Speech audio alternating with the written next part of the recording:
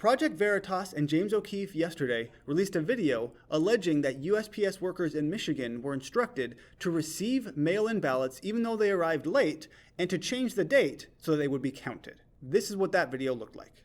Barlow branch. Your boss told you and your colleagues something that shocked you this morning. What was it? We were issued a directive this morning to collect any ballots we find in mailboxes, collection boxes, just outgoing mail in general, separate them at the end of the day so that they could hand stamp them with the previous day's date. Today is November 4th, for clarification. So essentially what this USPS worker is saying is that his boss told them to accept ballots even though they arrived late. Furthermore, they were supposed to change the date of arrival so that instead of arriving November 4th, it arrived November 3rd, meaning election day, and so it would still be counted. Now, obviously, before we go any further, I don't know if this is true. As a matter of fact, this is the only evidence at all that we have to support this claim, and it's just one person who claims to be a whistleblower saying that it happened. That is not nearly enough evidence to suggest that this is true, because it very well could not be. Maybe the whistleblower is just making things up, or maybe he heard wrong. We don't really know. But if any of it is even remotely true, that is a really big deal. As O'Keefe points out in this video, Michigan had a rule that any ballot had to arrive before 8 p.m. on election day, which I think is a fine rule. It's not like Michigan was one of those states who were allowing ballots to arrive days, even weeks late. For example, in California, a ballot could arrive all the way up until November 20th, and it will still be counted, which is still 2 weeks from now. That's insane to think about.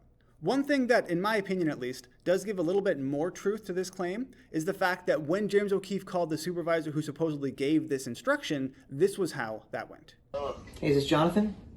Yes. Hey, I'm a reporter with Project Veritas, James O'Keefe here, and I have information that you guys have been stamping ballots with the previous date, November 3rd. He just hung up the phone on me. He just hung up the phone on me. Now, obviously, hanging up doesn't mean he's guilty. Maybe he just wanted to talk to a lawyer about it first. I don't really know. But it doesn't look very good either. Again, maybe none of this is true. We don't really know.